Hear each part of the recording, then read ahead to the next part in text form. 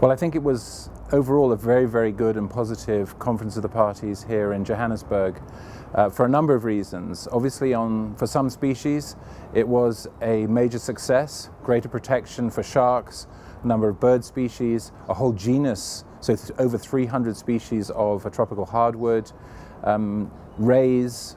So many, many good things that came out of that. Some missed opportunities, and I'd have to single out lions, because although I know that there are many countries, not just range states, but many countries that have been very strong on lions, some even within the European Union, such as France, have been really strong on this issue.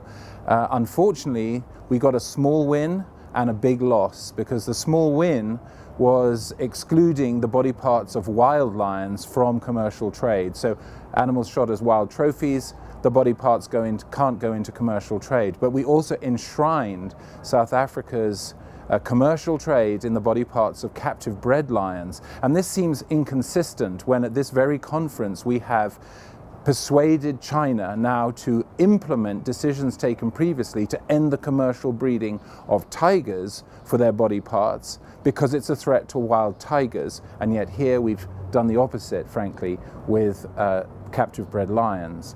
On the elephant situation, again, I think we had some major successes. We've abandoned the decision-making mechanism, which was a discussion about what a future trade would look like, and it seems crazy to be talking about a future trade in the current circumstances. We've also put pressure on domestic markets to close, and we've also talked about what to do with stockpiles of ivory and encouraging people to, quote, dispose of them, which can include destruction. What we didn't get was the flagship proposal, which was to uplift elephant populations, the 4 elephant populations in southern Africa, Botswana, Namibia, Zimbabwe and South Africa, to Appendix 1, which would have meant no possibility of future commercial trade. But even that had a silver lining, because Botswana voluntarily agreed that it would in future treat its elephant population, and you have to remember, this is the biggest elephant population in Africa by a factor. They have about 1/3 of all Africa's elephants. They voluntarily agreed to place that, to treat it as Appendix 1, and that is a statement of principle which sets an example to the rest of the world.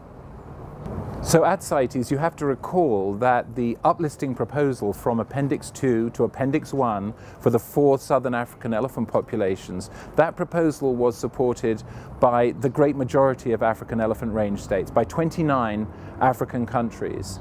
When it was discussed on the floor, Namibia, and I didn't hear what Zimbabwe say this, but maybe they did, but Namibia very specifically said that it would invoke an article of CITES, which, if those populations were uplisted, then it would take out what's called a reservation.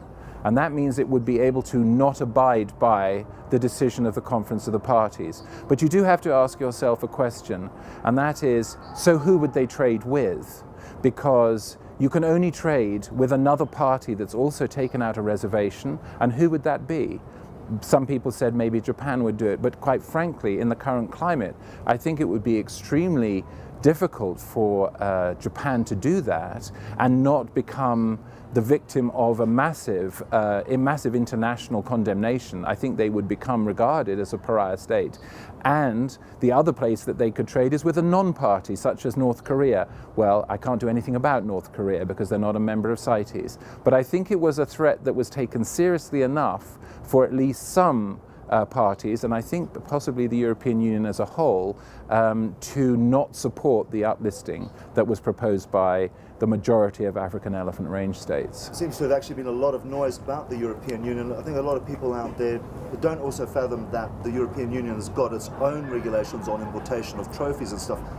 Do you think that they looked at it and said, well, you know, we don't believe that the vote's going to get pushed through for a total ban, but we'll just regulate our own system as is because we don't want to cause political ruffle?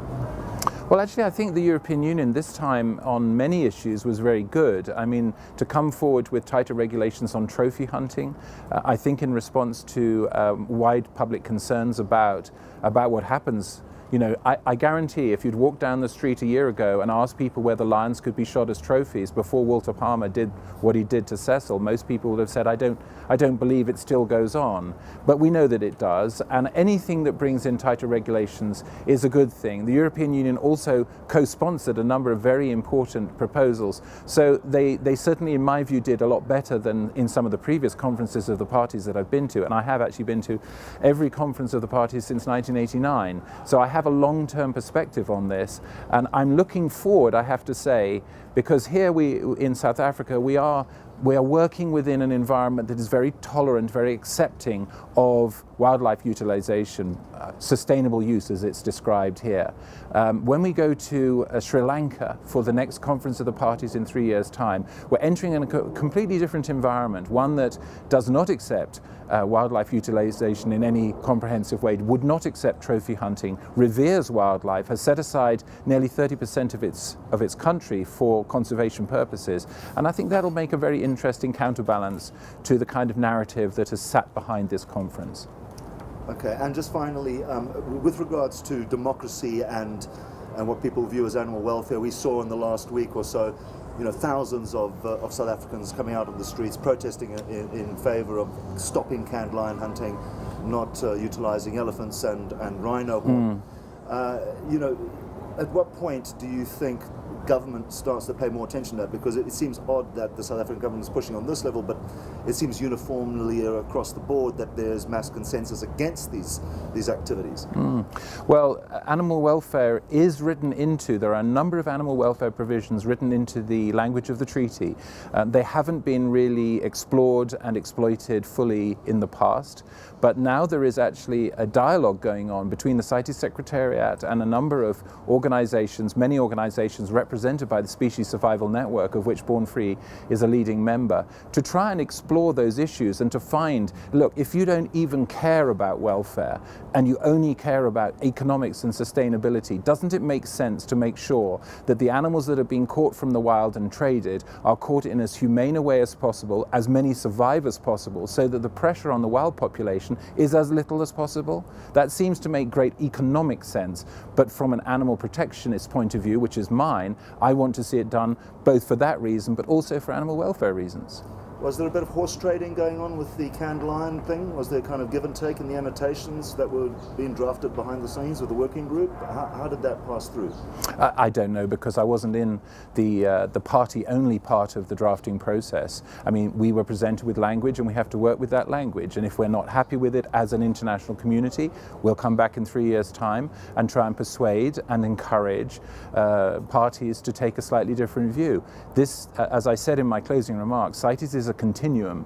It goes on and on and on, and I will be gone before it is over. So we need to work within that framework and get the very best that we possibly can, as far as we can, reflecting international opinion, which I think is increasingly concerned about the future of wildlife on our planet. Awesome. Thank you very much, Will. Thank you. Thank you, Madam Chair, and on behalf of the Species Survival Network, I look forward to seeing many familiar faces at COP18, which I hope and now know will be hosted for the first time by the beautiful island of Sri Lanka. Thank you.